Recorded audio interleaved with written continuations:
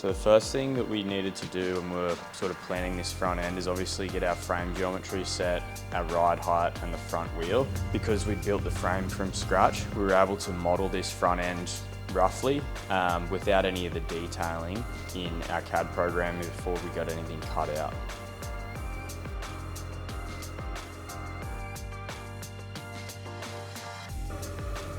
So the first step in this process was getting our hydraulic front legs machined. So these are sort of based loosely on a hydraulic or telescopic fork.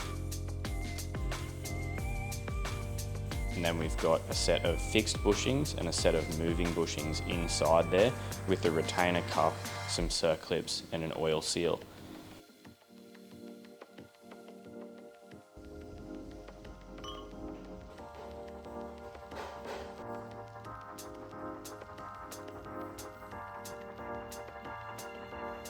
The next step was getting our cross brace done on the fork leg.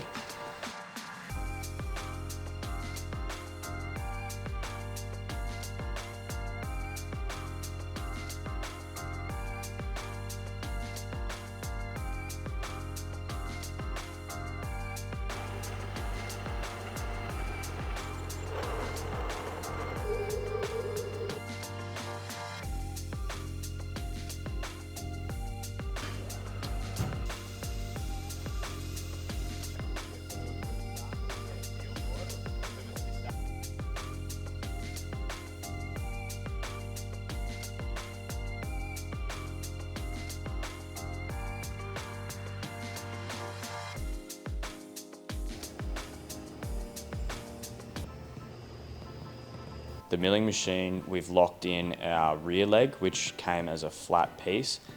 We've milled the detailing into it, cleaned it up, and then eventually we've had to bend that into shape.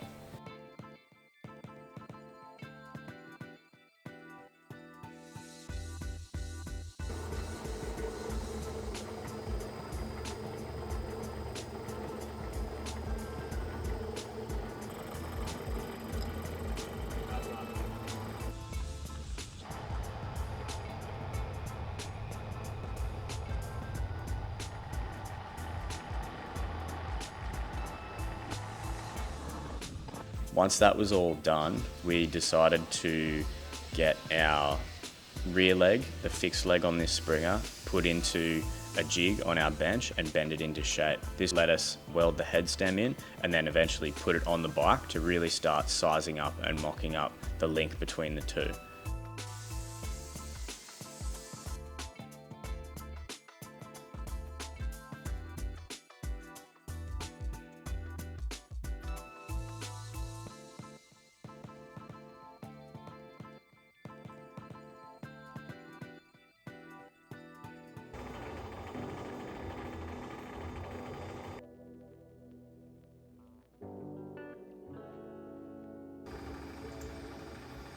So as it sat on the bench, we had our front forks mocked up and the rear leg bent into shape. Everything was linked into the rockers.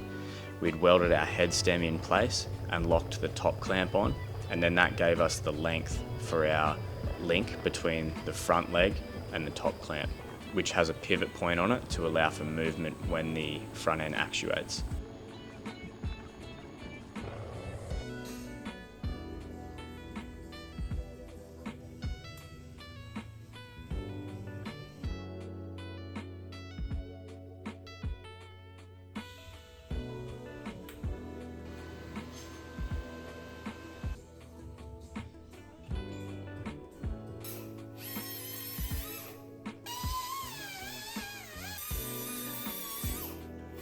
The last piece that we needed to fabricate on the front end was the link between the rear leg and the top clamp, which allows for bracing and then also steering rigidity.